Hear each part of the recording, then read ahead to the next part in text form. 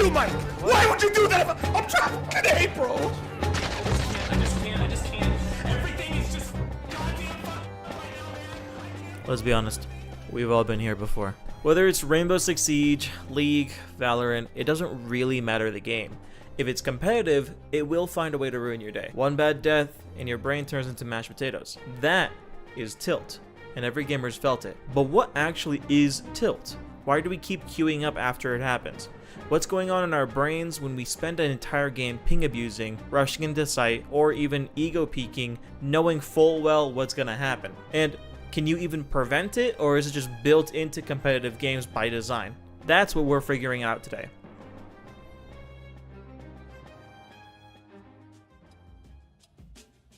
This will be easy with the two of us. We've got science on our side. Tilting isn't just getting mad.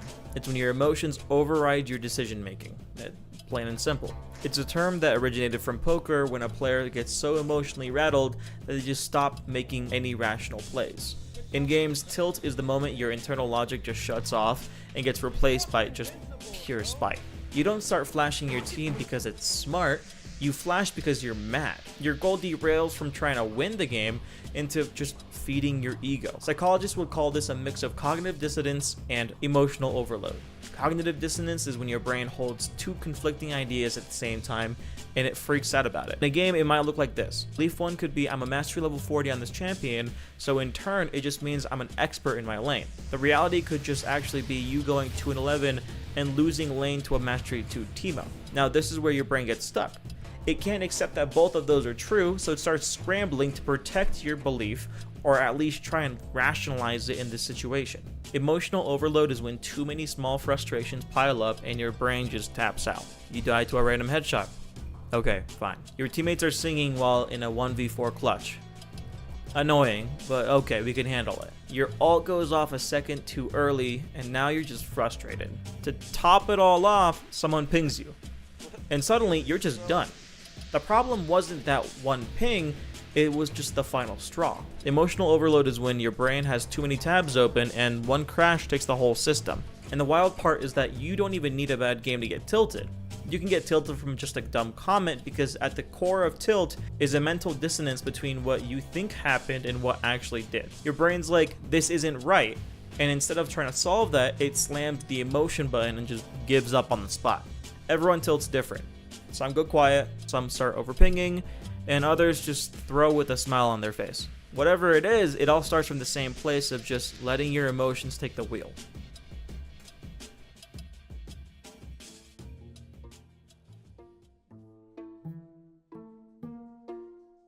To understand what's happening upstairs, we'll be looking at two things.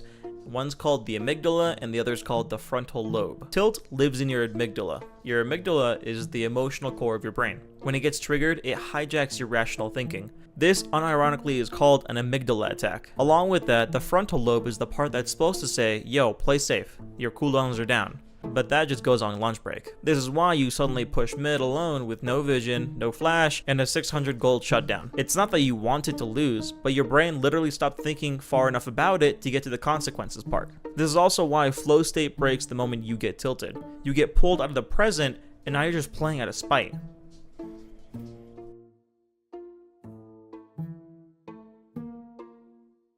Okay, this is actually cool, so let's talk about one of the most manipulative systems in all of gaming psychology, and it's called intermittent reinforcement. Intermittent, whatever it's called, however you say it, it's the idea that if a reward is unpredictable, it's going to be way more rewarding, and games use this constantly. You might lose 3 matches in a row, but then the 4th game, you won.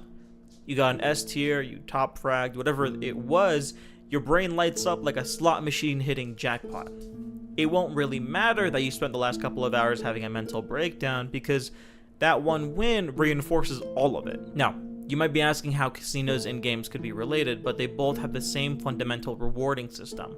At a casino, slot machines don't reward every pull. It's common knowledge that they reward you randomly. This unpredictability is what gets you to play more so that you get more of that unanticipated dopamine spike. And honestly, video games have the same concept, but it's more obscure. Take this.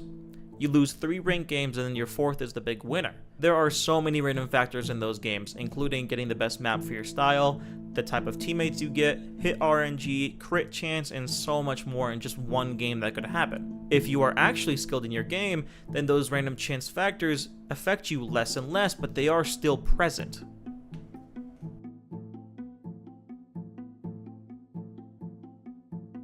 Now that we're past all of that mumbo jumbo, you gotta understand that tilting isn't some flaw that you have, it's honestly just a reaction.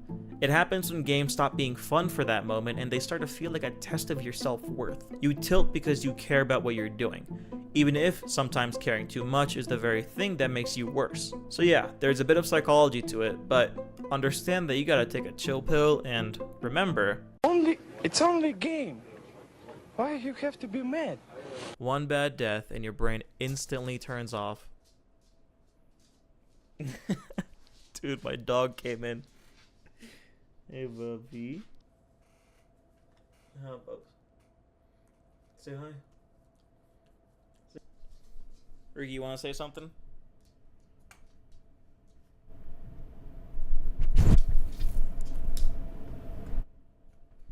Did you get that riveting conversation?